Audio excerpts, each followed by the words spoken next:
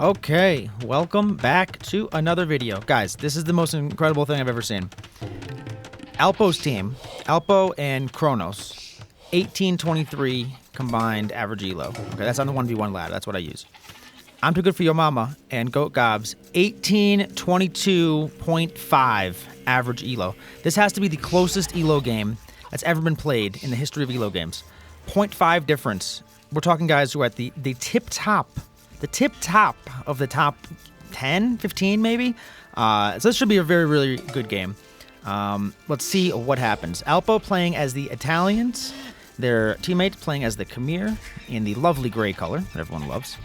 They're playing on Black Forest. We have Im2Good4YoMama playing as the Malay. And then we have their teammates, Goat Gobz, playing as the Bengalis. So we have two pretty good elephant civs on the right. That could get interesting. I hope so. I love elephants. And then we have the Khmer on the left over here in the gray, which you can make ballista elephants, and you can get through the wood.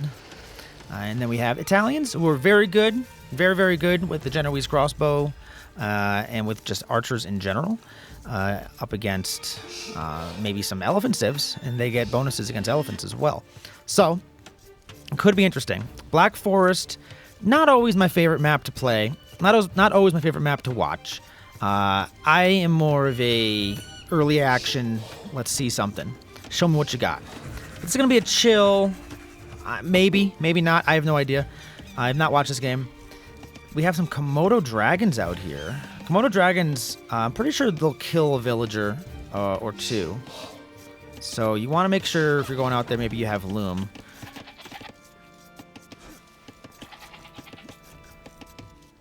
Yellow has walled across here. The Komodo dragon, I like that little introduction there.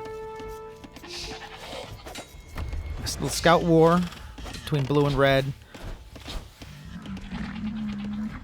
Red's running the scout back. Lost that scout war. Has to do that walk of shame back home. Interesting. Neither one has, on the south here, on the southern opening, has come here to wall this off. Now, I like the Komodo dragons because it used to be you could walk your villager just like all the way to the other side and wall off so you could collect all the resources yourself. Sometimes there's like hunt and things like that in the middle. But now you really can't. Now you have to, I mean, at a minimum, bring a couple villagers and a couple scouts. At least one scout. I don't know how many scouts you get.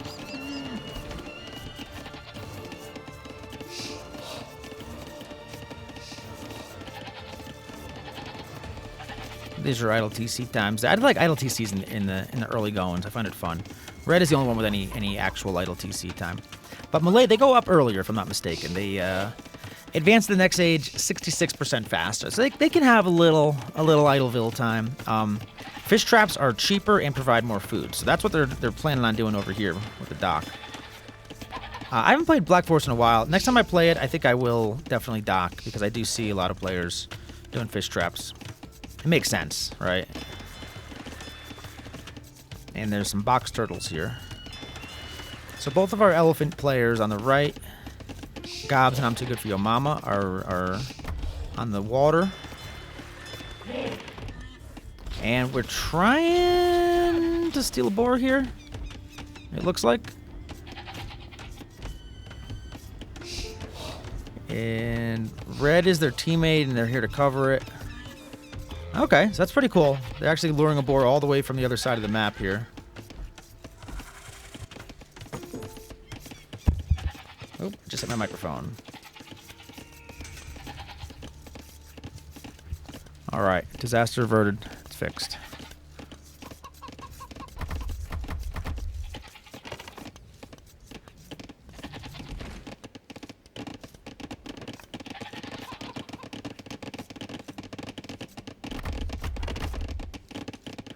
So early on, Black Forest, you're basically gonna wall up the middle, which I'm surprised no one has walled the middle here on the bottom. That's just shocking. It's absolutely shocking. And you want to wall up the middle, and you want to boom. Right now, looking at things are, even though they're the underdog by half an elo, our team on the right looks like they got a slightly better boom going on. They have more villagers overall. They're on the water. They get these extra efficient fish traps over here. And Bengalis, they get any ships regenerate HP? Not really gonna do much for you. Elephant units receive less bonus damage, so that's good. The Genoese crossbow, if they're out there, do bonus damage against elephants.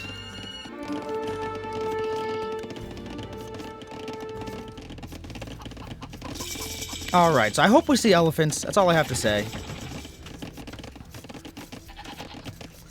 We might see 3 civs with. We might see ballistas. We might see some battle elephants. We might see some cavalry. What do you call them? Elephant archers. I think that's what they're called. Oh, the brain. I record these videos like super early in the morning, and it's actually not that early right now. It's like almost 8 o'clock here, but I've been at this since 6. There we go. So the Komodo does bleed damage. You see this villager's health? I think it only does it for like a few seconds. Yeah, it's okay now. It's gonna survive. He's gonna make it, our villager friend. The new capture age, or like the beta capture age, one that T90 has, you can name villagers, or like name units, and you can like mark them for later. All right, so finally they come over here and they start walling up here. But it looks like we might have some early aggression. 2 double archery ranges from Alpo. I know Alpo is an interesting player. Definitely does not like to sit back and just boom. Doesn't like to just sit back and do nothing. Like likes to be aggressive. Likes to mix things up a bit. Likes to force the issue. This rhino just rotting over here by itself. What's going on with this rhino? The rhino that was forgotten. It's a sacrificial rhino. Now yellow's walled up over here, but the gray Kronos over here hasn't walled anything. So usually you see both players wall. Now Alpo didn't wall because they didn't want to wall. They wanted to be aggressive. A cool strat I did on this map one time with Dark Llama. One of us was Saracens, the other one was I think Ethiopians or Britain. I think Britons actually, because the Saracens get bonus damage. It's like a team bonus against buildings. They got like +3 damage, so you can break through these walls. And it was really, really fun. We just went full archers. We had like 10 and 15 archers each, and just went in, attacked in feudal age, and they were just completely unprepared. And this push actually is gonna cause some chaos here. Im2Good4YoMama's walling up. And it looks like they're far enough away that these archers aren't able to range the villager who's walling. But if these villagers were able to range that villager, that could be a real problem. And they might be able to. They're trying to shoot this palisade wall. With the getting to the next age here. Nope, never mind. I could have sworn I just saw the Pierce armor go up, but they didn't get to another age. So now I'm just confused. Because red's on the way up. And now this is a problem. These archers are here, so you wanted to sit back and boom, but sitting back and booming is going to be tough. They don't have any military buildings. They're in Castle Age. I'm curious if they're gonna go for another town center, or what their plan is here. Because these archers are gonna get through.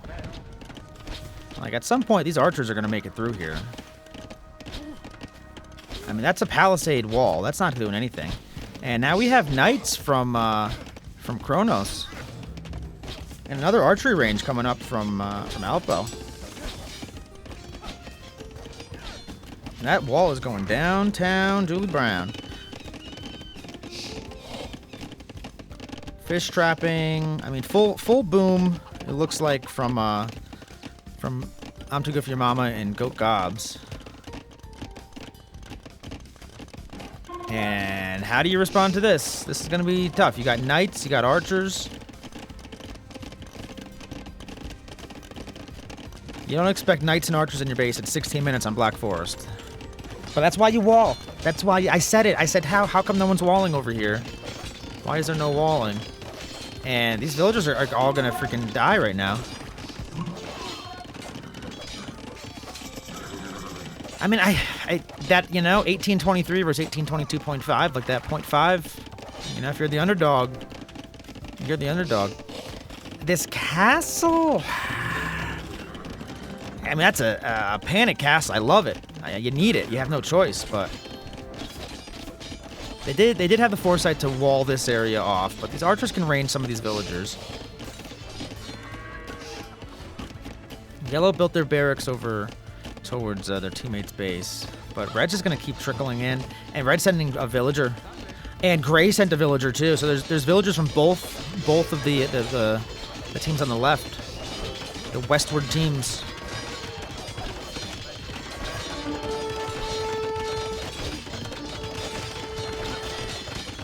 This is a lot of damage early here.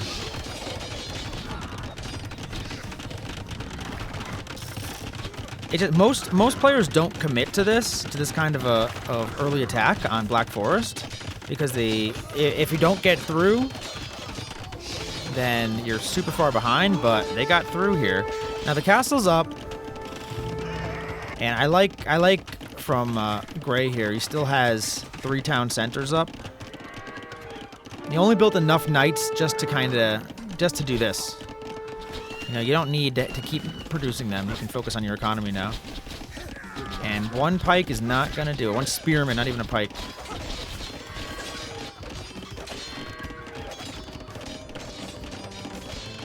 So Good4YoMama is just casually rebuilding a dock. Like it's no big deal. Good4YoMama is down to 12 villagers, but whatever.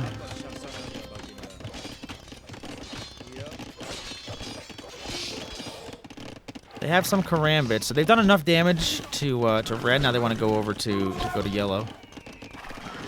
And this is when aggression meets boom. When offense meets defense. And I love how behind this, yellow has stopped booming, trying to figure out what to do here, and gray is still booming on their side. Like, they've made just enough knights just to cause enough chaos, to break enough builds, and they're in. And there's no defense from Goat Gobz here. Goat Gobz going for second town center, going for 2 archery ranges. I don't know if archery ranges are going to be the answer. You just can't mass them fast enough to deal with this. I don't know if you can mass anything fast enough to deal with this, to be honest. But, I mean, red with 1 town center and they're on 12 villagers and not building more. It's not looking good. It's not looking good for Im2Good4YoMama and Goat Gobz.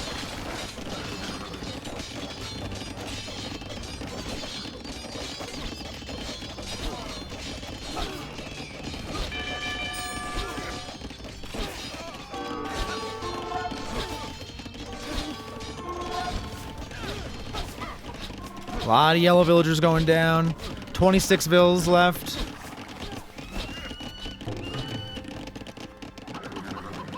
Meanwhile, Gray's sitting back at 42. Alpo's at 44 villagers on 1 TC. Dude, I gotta say it, Alpo's really good at this game.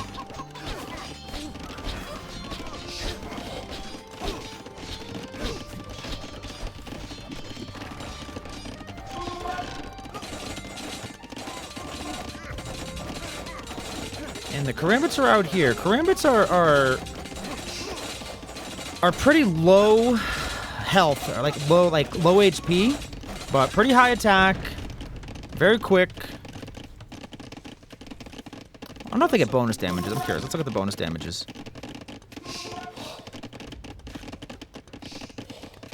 Just against the shock infantry, which are like the John Swordsman and stuff like that.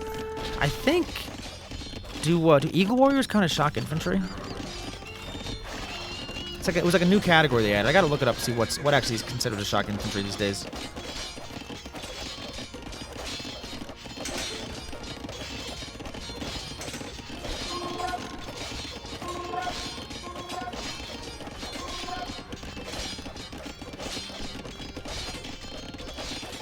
And yeah, I don't see a way these guys come back. These Corambits, I mean, could in theory kill everything over here. That is enough Corambits to deal with it. And blue wall up over here. Nothing newly walled from red. Red would have to close that gap.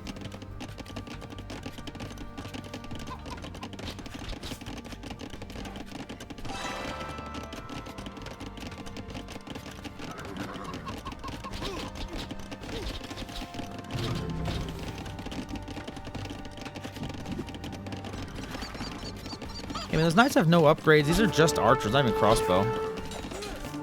So, I mean, in theory, they could kill everything and try to reboom. Wouldn't be easy, but it's possible.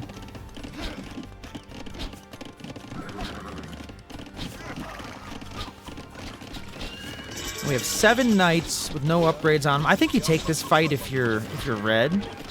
I mean, I guess you're gonna lose it, so maybe you don't. But I feel like the Crims, like, even though their attack is only 7, they attack so fast.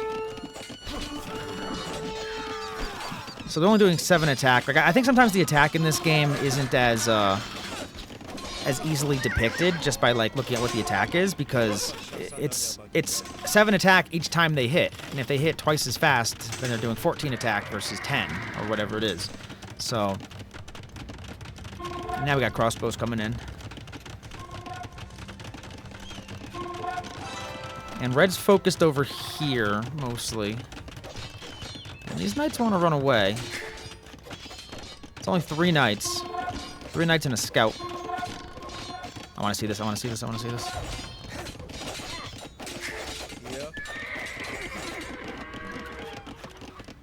And knights are still, oh man, they're just running away. Like, so other players would just die here. He's just like, nope, I'm just going to be annoying. And now the crossbow in red's base. That's tricky, tricky, tricky. And back here, Alpo has added their town centers. We have 3 town centers over here. Yellow has 3 town centers too, though, so yellow's not, like, giving up. Red's was hurt so much from this early attack, though. Like, I feel bad for Im2Good4YoMama. They're not giving up, though. They're fighting on. They're down, you know, a lot. But if you look at the score, it's actually not that far apart. But if you look at the vill count, 120 to 62.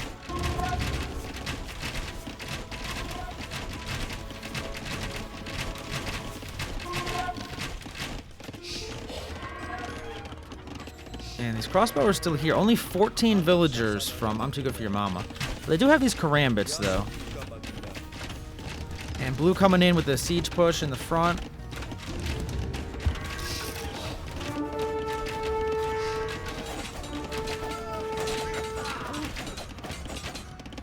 I mean, these Corambits are good. Like it's tough to deal with a bunch of Corambits running at you. They just attack so fast. They're just little speedy little things. There's 40 of them here too. Watch how fast the siege workshop goes down to 40 Corambits.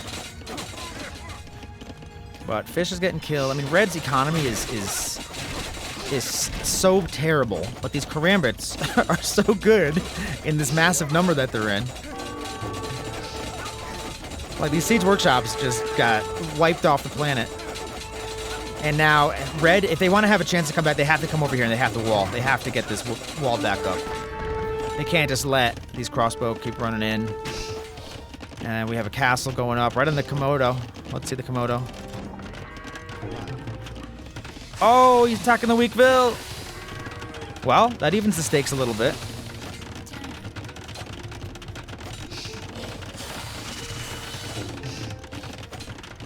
I wish they need to make like mounted Komodo dragons, like a human on top of one. They're pretty big animals in real life. I don't know if you can tame them.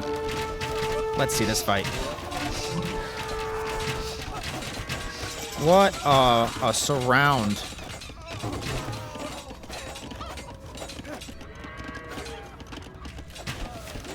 Crossbow, that's actually like the perfect way to fight with the crossbow there, because the Corambits can't really surround you. So out from that fight, 19 died and 17 died. So actually, the crossbow did pretty well against them. More so because of like the way that they were placed there. They could only have like 5 attack at a time. But no re-walling over here. I think even though you don't want to spare even one villager, I think you have to figure out a way to re-wall. Even if you just start walling way back here or something, like the only way you come back is to re-wall.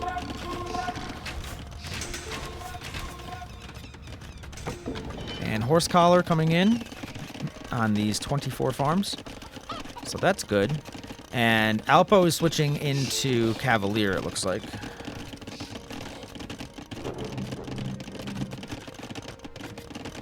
And Gobz calls the game.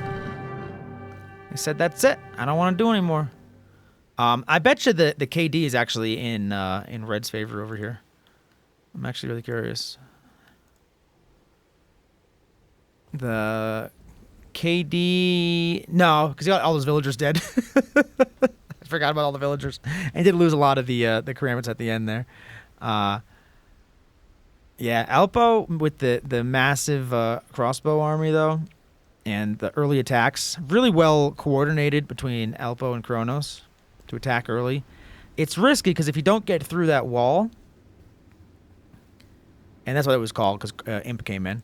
If you don't get through that wall, then you're pretty much like so far behind in economy, right? Like if this was walled better by Red, like Yellow did a good job walling, right? Yellow put up palisade houses and palisades, like they were walled up pretty well, and then eventually they got stone walls back here. Like that's how you have to wall.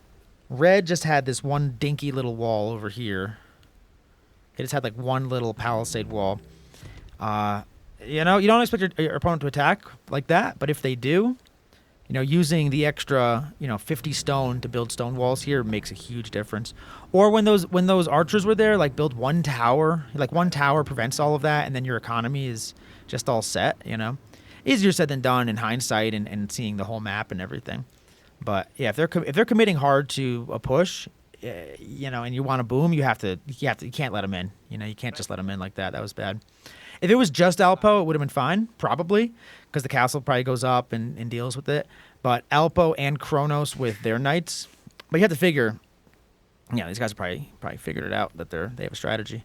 So great game. I'm gonna bring another Alpo game. I think I got an idea.